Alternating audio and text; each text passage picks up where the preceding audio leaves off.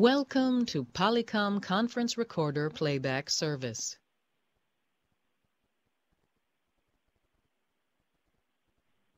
Conference recording has started.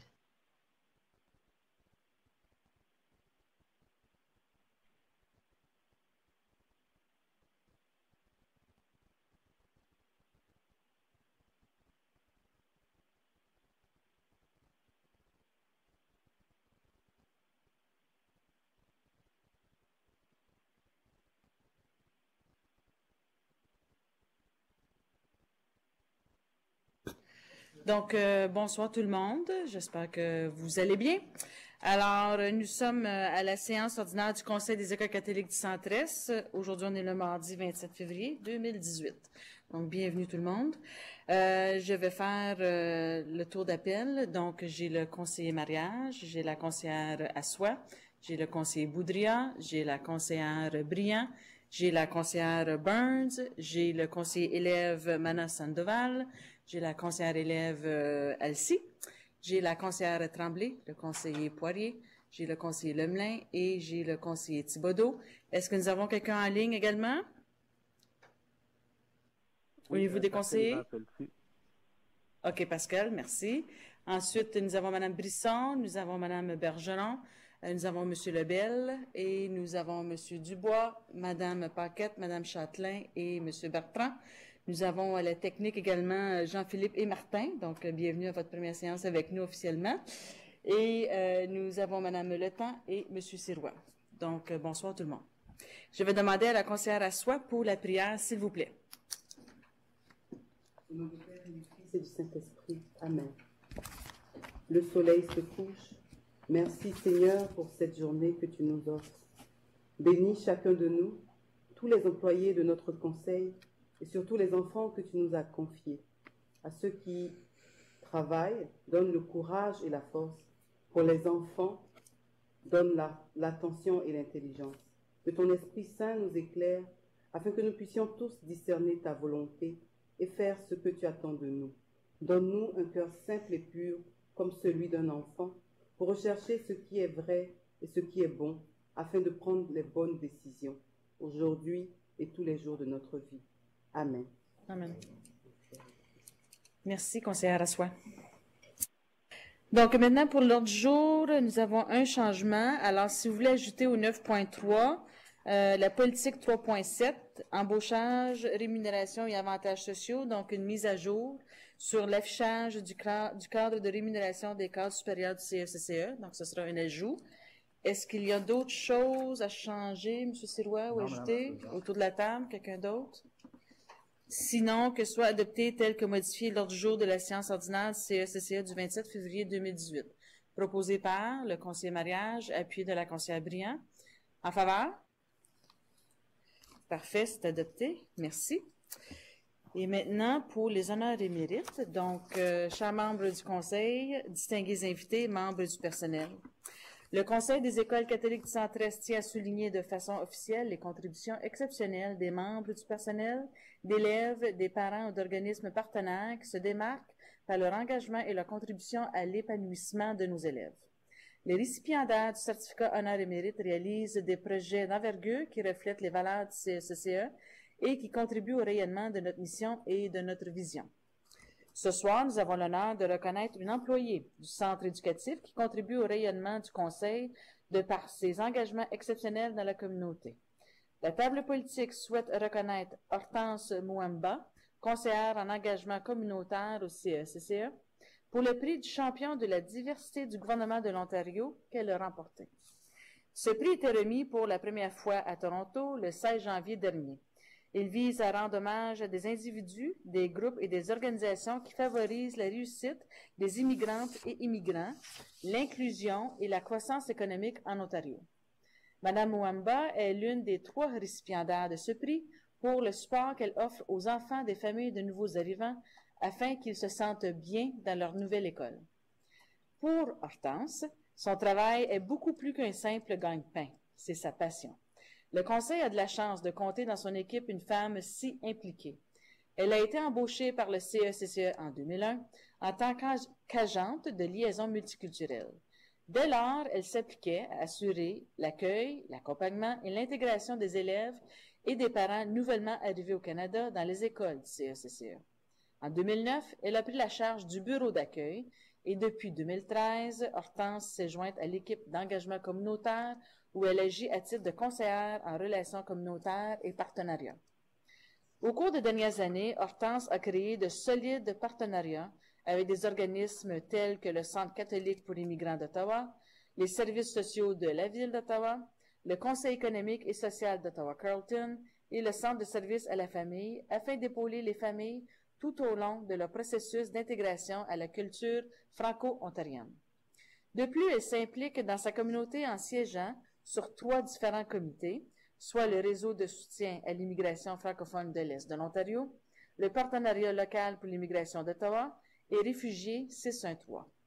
Preuve que cette femme a vraiment à cœur l'intégration des familles nouvellement arrivées, elle est toujours à la recherche de nouvelles façons pour le venir en aide, que ce soit par la collecte de vêtements, de bottes et manteaux d'hiver, de sacs d'école, de jouets qu'elle redistribue aux familles, ou par la tenue de cafés-rencontres portant sur des enjeux d'intégration à la culture canadienne ou la mise en place d'un service d'aide aux devoirs pour les parents n'étant pas en mesure d'appuyer leur enfant dans leurs devoirs. C'est maintenant au tour du Conseil de la féliciter pour son apport exceptionnel à la communauté. Nous sommes fiers de pouvoir compter sur une collègue qui est un véritable modèle de bienveillance, de générosité et d'ouverture pour la communauté. J'invite maintenant M. Philippe Lebel, le directeur adjoint des communications, du marketing, de l'engagement communautaire et du Bureau international, à prononcer un petit mot. M. Lebel, c'est votre tour. Merci, Madame la Présidente. Chère Hortense, c'est un grand honneur pour nous que de compter au sein de notre équipe de l'engagement communautaire la personne d'exception que tu es. Hortense, par tes actions, tu apportes un immense réconfort à des centaines de familles de nouveaux arrivants à un moment crucial dans leur vie, et tu offres aux enfants, nos élèves, les conditions favorables à une intégration réussie et à une vie heureuse. Le cœur que tu mets au travail et au service de ta communauté nous inspire et nous sommes des plus honorés que ce soit toi, l'une des nôtres, qui a été choisie pour recevoir le tout premier prix du champion de la diversité du gouvernement de l'Ontario. Une reconnaissance bien méritée. En ce mois de l'histoire des Noirs, tu nous portes à nouveau aujourd'hui à réfléchir à l'apport incroyable des Canadiens noirs, travaillant à faire de notre société un monde meilleur et encore plus bienveillant, accueillant et inclusif. Merci, Hortense. Merci. Merci. Donc, j'inviterai maintenant Mme Wamba pour venir recevoir votre certificat d'honneur et mérite, s'il vous plaît.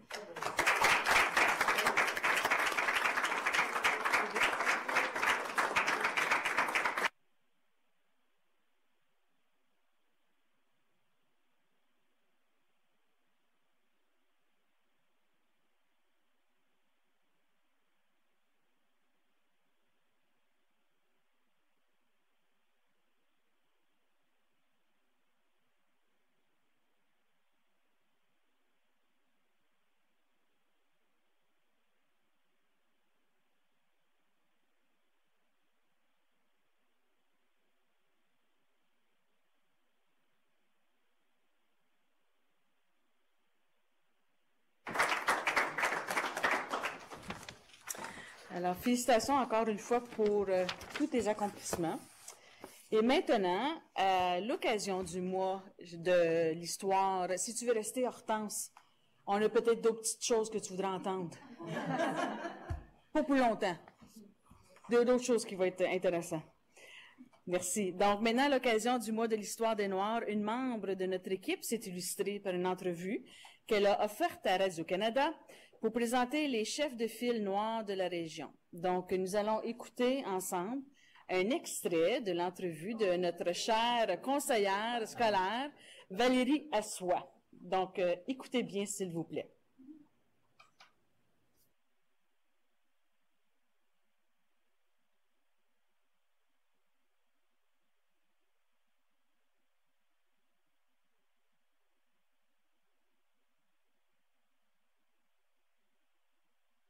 Poste de décision.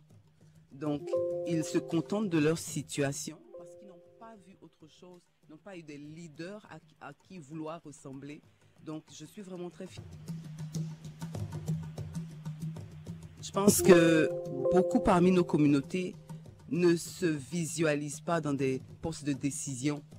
Donc, ils se contentent de leur situation parce qu'ils n'ont pas vu autre chose, ils n'ont pas eu des leaders à qui vouloir ressembler.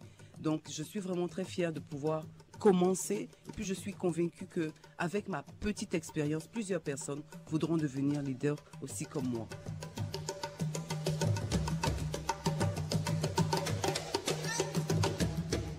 Oui, mais la première fois que j'ai quitté la Côte d'Ivoire, c'était la guerre. La guerre a eu lieu en 2002. Donc, c'est à cause de la guerre que j'ai quitté parce que j'étais très bien installée, j'étais économiste, j'avais ma vie, j'avais toute ma carrière devant moi. Mais j'ai dû quitter pour des raisons de guerre parce que j'avais 3 enfants. J'ai toujours 3 enfants. Puis mon fils le plus jeune avait 2 ans à l'époque.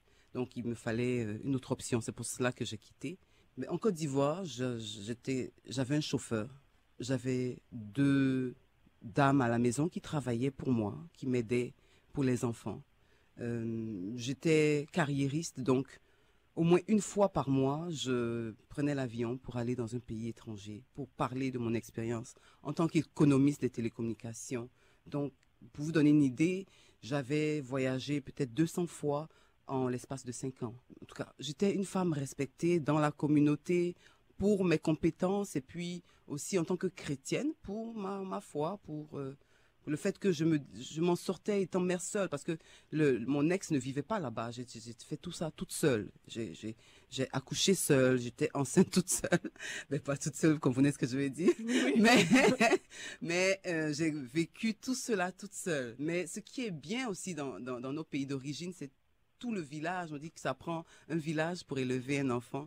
Et il y avait ma mère, ma soeur, toute la communauté autour de moi, ma grand-mère.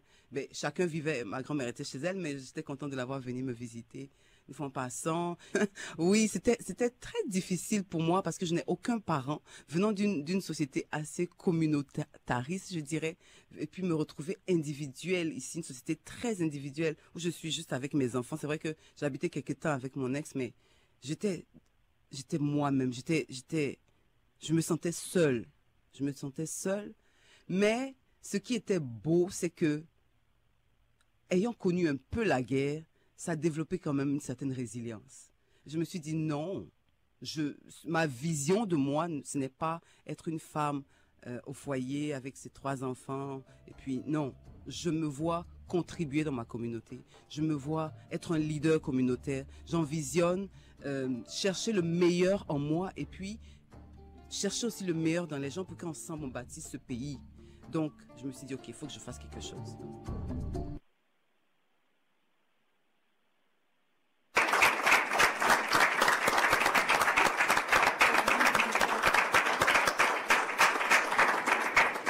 Comme vous voyez, c'était une surprise.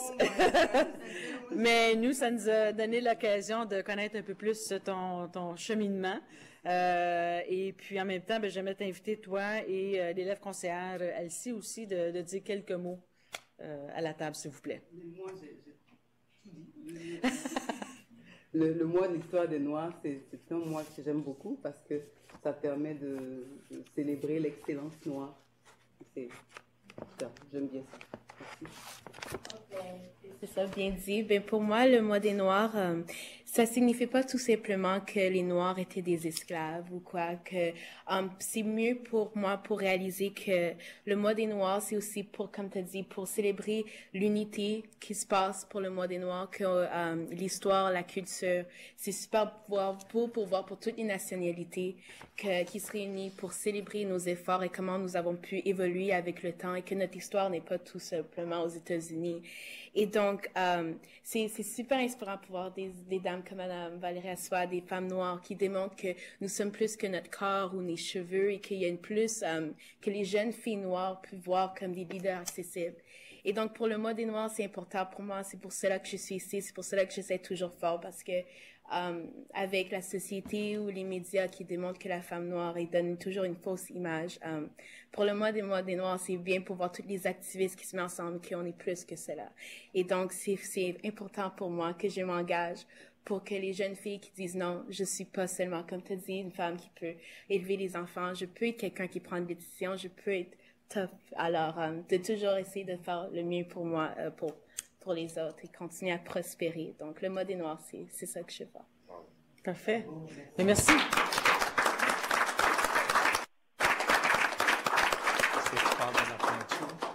Ah, ben, je vais te laisser. Oui. Donc, je vais laisser également M. Sirois nous expliquer, lorsque vous avez rentré dans l'édifice, vous avez vu des peintures ici et là. Donc, si vous voulez expliquer, là... Rapidement, Madame la Présidente, merci beaucoup. C'est un vernissage. Et dans le cadre de la célébration du Mois des Noirs, on voulait que le centre éducatif participe à des activités dont on a eu un artiste qui est venu nous présenter ses œuvres. Et puis, il y a eu un petit concours parce que au nom du conseil, on voulait acheter 2 peintures. Il y a eu un concours, on en a acheté une. Et ça, c'est la peinture qui a été vraiment là, qui vient des gens qui ont participé. C'est la peinture qui a été retenue. On va l'installer soit à la salle du conseil, l'autre côté. Et puis, la deuxième peinture, ce qu'on a demandé à l'artiste, c'est de créer une peinture à l'image du conseil, donc avec des élèves, avec des écoles, et qui représente la contribution de toute la communauté dans le cadre de la célébration du Mois des Noirs, de la communauté sur la mosaïque canadienne, la richesse et vraiment leur contribution au niveau culturel à tous les niveaux. On veut vraiment quelque chose qui représente cette valeur ajoutée à la communauté canadienne, à la société canadienne. Donc, l'artiste va travailler il va peindre quelque chose pour le conseil. On va l'avoir au mois de juin. J'ai aucune idée qu'est-ce qui va être le résultat, mais je suis persuadé en voyant le talent de cet artiste-là qu'on va être choyé. Donc, on veut toujours se rappeler que c'est pas juste au mois de février, mais que la contribution, c'est 12 mois par année. Pour nous, c'est ça qui est important. Donc, c'est pour ça qu'on a un tableau ici qu'on voulait vous montrer de cet artiste. Je ne vais même pas essayer je me souviens pas du nom, mais il est là. Donc, les peintures qui sont à l'extérieur sont aussi, il est vend. Donc, il y a un prix d'indiquer sur chacune des peintures si cela vous intéresse. Mais c'est le prix, c'est le coup de cœur du centre éducatif, c'est ce tableau-là. Je voulais aussi souligner, si c'est possible, que le conseil a vraiment marqué le mois de l'histoire des Noirs. J'étais souvent à Sainte-Anne, j'ai vu ce qui s'est passé dans plusieurs autres écoles. Je sais qu'il y avait beaucoup de manifestations pour célébrer ce mois. Et puis vraiment, je tiens à remercier tout le monde et puis j'apprécie vraiment. Merci.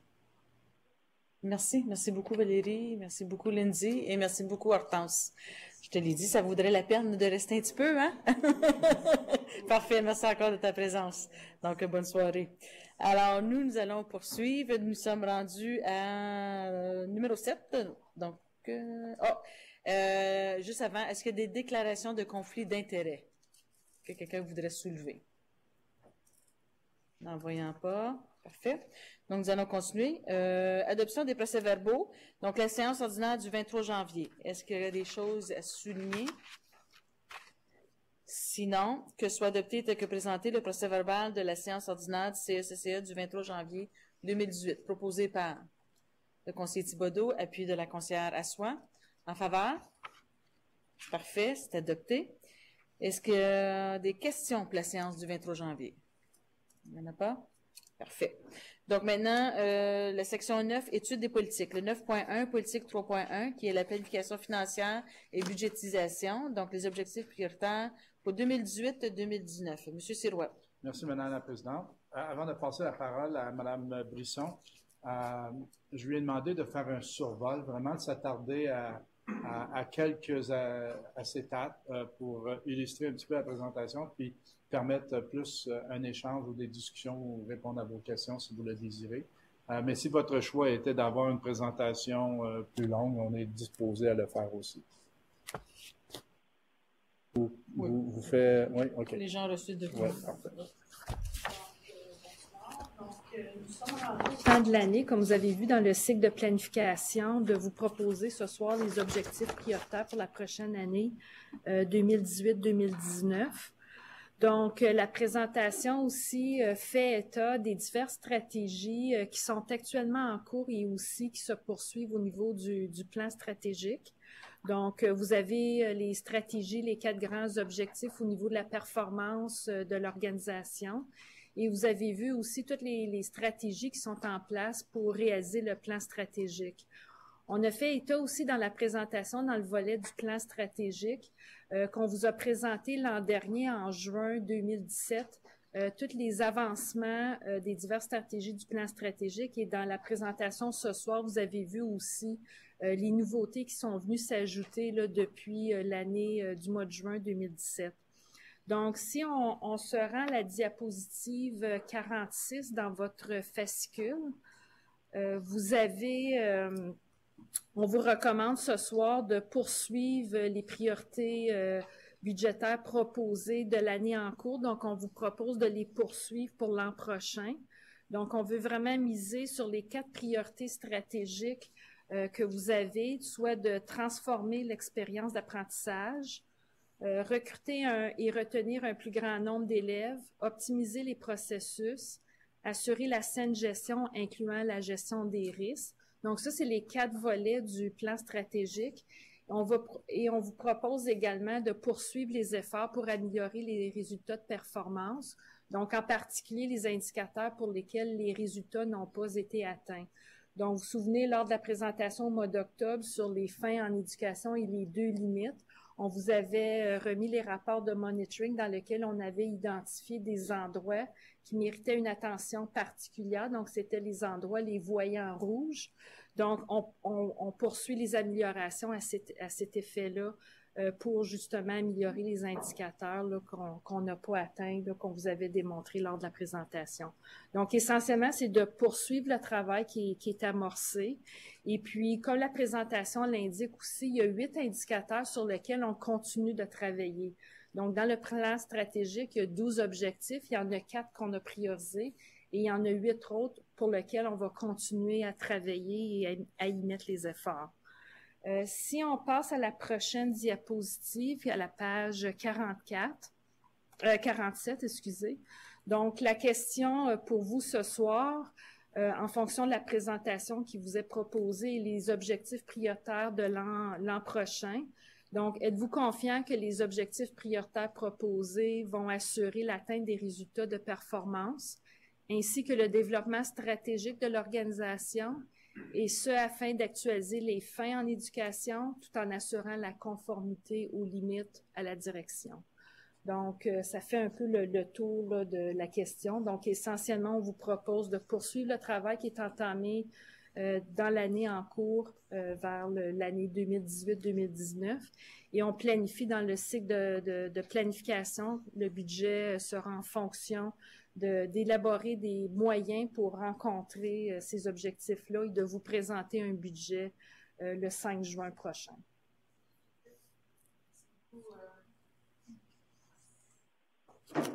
Merci beaucoup, Mme Brisson. Oui, M. Sirois? Okay. Parfait, merci beaucoup. Donc, ce que je veux ajouter ici, c'est, comme l'an passé, c'est les mêmes objectifs prioritaires. Et puis, on est venu, on est accompagné par PGF dans notre exercice de réflexion. Et une des conclusions de toutes nos discussions, c'est que on est rendu à un niveau de saturation où même si on ajouterait encore plus de personnel, la capacité des écoles d'accueillir tous ces initiatives ou ces projets-là fera en sorte que pourrait amener un engorgement ou la non-réalisation de certains objectifs. Et c'est pour ça qu'on dit on respecte la planification stratégique, on veut faire vivre ce que le Conseil a décidé au niveau de sa planification stratégique, mais de fouetter 12 objectifs prioritaires en même temps, l'organisation n'est pas capable. Je vous le dis, là, en toute sincérité, ce serait d'amener de l'épuisement au sein de l'organisation. Et puis, ce que nous, on vous recommande, c'est, on est capable, je pense, avec, il y aura des ajouts parce qu'il y a une croissance là, au niveau administratif, mais au niveau de ressources, de déployer d'énergie et de concentrer nos efforts sur la réalisation de cette planification stratégique-là, on peut prendre les 4 qu'on vous a mentionnés présentement, puis d'aller plus en profondeur, puis avoir un changement encore plus profond que d'essayer de toucher à 12 objectifs prioritaires, puis vraiment même pas voir le changement s'opérer dans les écoles ou même au sein du Conseil. Donc, c'est pour ça qu'on vous fait cette recommandation-là. Je voudrais pas que personne soit insulté du fait que l'administration ne prend pas au sérieux les 12 objectifs prioritaires. Mais je vous dis vraiment, là, puis si vous faisiez le tour de la table et regardez les gestionnaires, ils vous diraient c'est le plus qu'on peut en prendre présentement. Il faut penser aux gens. Comme moi, je dis, on a beaucoup de services ici, mais dans les écoles, il y a une seule porte d'entrée, et c'est la direction d'école. Et c'est la direction d'école qui est souvent responsable de la mise en œuvre. Donc, nous, on sent que si on va plus loin, il y aura un essoufflement. Et je pense qu'il y a suffisamment présentement de belles initiatives et de changements qui vont amener vraiment des changements durables, c'est ce qu'on souhaite, dans l'organisation. Donc, c'est le message que je voulais vous livrer, de dire, on prend en cœur ce que vous faites, on y aborde, on y touche. Et comme vous le savez, on va vous munir avec des mesures de progrès, des indicateurs de performance pour dire qu'on avance dans l'application et non pas juste un rapport qualitatif, mais avec des données quantitatives. Donc, ce que je voulais ajouter, Madame la Présidente, de dire qu'on prend très au sérieux le travail que vous nous avez demandé de faire, mais présentement, c'est là la limite du possible au niveau là, de la mise en œuvre de ces initiatives-là du Conseil. Okay. Merci. Conseiller mariage. Merci, Madame la Présidente. Premièrement, je tiens à féliciter l'administration pour le cheminement puis le travail qui se fait au niveau du plan stratégique puis des objectifs. J'ai une question, peut-être plus question-commentaire. Avant qu'on entame la nouvelle mission, la nouvelle vision, le nouveau plan stratégique du Conseil, il me semblait que les objectifs stratégiques étaient beaucoup plus visés, beaucoup plus pointus. Je pense que ça va être la 3e année de suite là, qu'on nous demande de garder les mêmes objectifs prioritaires.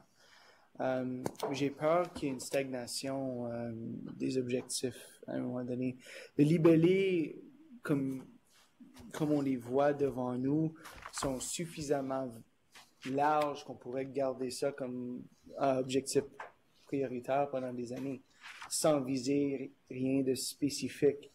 Je comprends que c'est un peu le résultat de l'exercice qu'on a fait pour la réforme des 4 piliers, etc.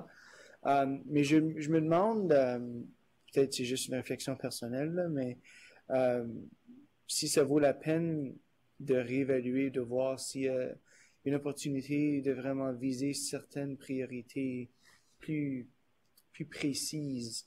Parce que si on garde des choses trop larges, il y a la possibilité qu'on se perde vraiment dans nos priorités. Puis je voudrais pas que, il y ait une stagnation, puis 2, on perde de vue ce que les discussions puis l'objectif étaient au début quand on a conçu ces objectifs. Je m'en tiens, Madame la Présidente, parce que j'applaudirais. Non, honnêtement, je suis sincère dans mon commentaire. Dans les premières années, il serait faux dans les premiers 6 mois, il serait faux de dire que j'ai arrivé à ce même constat. Mais les gens autour de la table savent que moi, j'ai trouvé que c'était exigeant, qu'il y en avait trop déjà sur la table et que déjà, il était très large dans certaines situations. C'était très large qu'on aurait pu mettre beaucoup de choses là-dedans, puis on aurait pu essayer de toucher à beaucoup de choses, puis on le fait. Puis je dirais pas qu'on s'est perdu, mais je pense à un moment donné, on vous avait fait une mise à jour du nombre de projets qu'on a mis en place, puis du nombre de projets qui étaient réalisés, puis c'est là qui n'avaient pas encore été réalisés tout à fait. C'était trop pour l'organisation. Ce qu'on a essayé de faire, si vous demandez de faire l'exercice, je pourrais dire que ce serait le bienvenu de faire cet exercice-là, parce que je crois que facilement, j'avais travaillé à regarder comment on pouvait jumeler certaines initiatives, puis on pouvait facilement passer de 12 à 8 sans rien enlever parce qu'il y en avait qui étaient touchés. Il y en avait que je crois qui étaient d'ordre plus opérationnel, mais si vous voulez qu'on fasse l'exercice et revenir dans le cycle, on pourrait le faire. Et ce qu'on a fait pour la transformation de l'expérience d'apprentissage, parce que c'est cela que je trouvais que c'était large, et c'était tellement large qu'on a travaillé avec toute l'équipe pour amener ça. On a créé 5 portes d'entrée. Et puis, on était un petit peu ambitieux quand on a rencontré la direction d'école pour dire, on a 5 portes d'entrée, on va vous demander de vous concentrer sur, de mettre ces portes d'entrée-là. Ça veut dire de choisir dans chacun des 5 champs d'options une mise en œuvre d'une activité pour essayer de rencontrer la transformation de l'expérience d'apprentissage dans toutes les salles de classe. Et la réaction des directions d'école, savez-vous c'était quoi? C'est « Wow, c'est trop ». Et là, on a dit « On recule ». Et la réaction était forte. On a reculé et on a dit « OK, on va se contenter de si vous nous faites une mise en œuvre de la transformation d'apprentissage dans un champ d'action, c'est bien. Pour les 3 années qui restent du plan d'amélioration, essayez de les toucher à 5 quand même.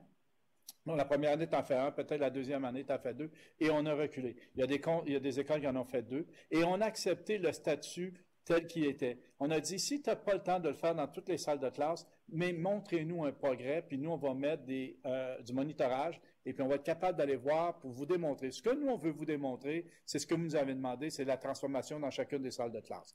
Mais on vous a enlevé de la pression. Bien, ils nous l'ont dit, reculez un peu. Je pense qu'il y avait de l'eau près des lèvres, là, donc on a reculé.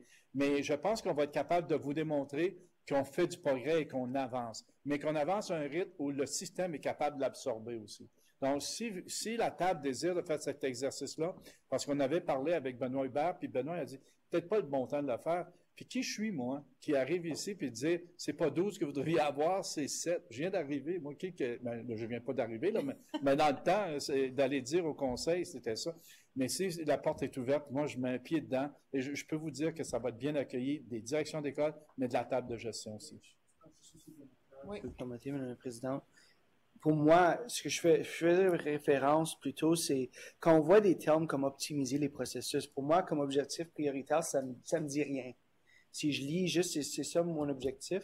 Si on viserait optimiser les processus, mais qu'on miserait sur voici les processus qu'on veut miser durant cette année, on veut faire du travail sur ces processus-ci spécifiquement. Je sais que quand, à mon entrée au conseil, un des objectifs que moi j'ai pris très personnellement, c'était toute l'idée de l'offre de services dans la petite enfance. Ça, c'était un objectif prioritaire pour une année. Ça, c'est très spécifique. Oui, on peut avoir des choses à l'intérieur de ça où il y a de la place mais la petite enfance, c'est très spécifique.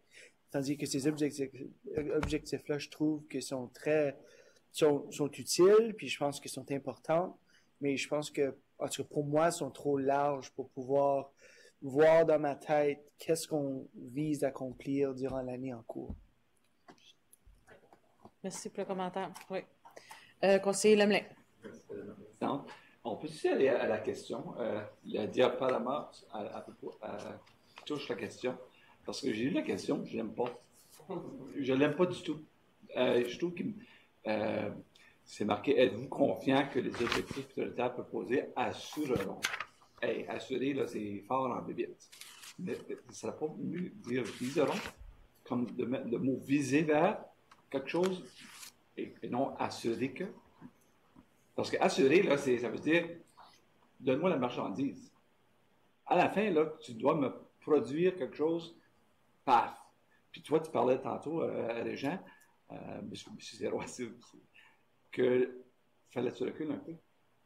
Mais si les personnes doivent viser l'atteinte des résultats, s'ils doivent viser la conformité aux limites, là, tu donnes un peu d'espace aux personnes. Mais quand tu demandes d'assurer, les directions d'école ont bien de la misère, nous autres, on a bien de la misère. Je pense que j'ai bien de la misère comme personne d'assurer quelque chose. Viser quelque chose? Oui. Assurer? Je ne suis pas prêt d'assurer tout le temps. C'est juste la question que je me posais quand j'ai lu la question. Êtes-vous confiant que les objectifs prioritaires proposés assureront? Hey, c'est fort, ça, là. On est un conseil performant, mais on doit viser vers quelque chose. On ne devrait pas assurer quelque chose. Parfait. Merci, conseiller Lemelin. Puis on en a pris note, puis on va travailler à retravailler la question. Non, c'est juste ça que je dis. Oui, mais ils vont. Oui, merci pour le point. Parce que je pense, comme on dit, on parle en ce moment où on veut. Là, j'étais pour dire le mot assurer, mais on veut s'assurer que nos employés sont capables de pouvoir atteindre quelque chose, mais une vision ou assurer, des fois, là, ça, comme on dit, on veut reculer un peu, puis leur démontrer qu'on est là pour les appuyer aussi. Donc, c'est ce qui est important. Oui. Tandis que tu peux assurer dans combien de temps? 1 an? 2 ans. Merci pour le point de vue. On en prend note. Merci. Conseiller Poirier? Oui, merci beaucoup.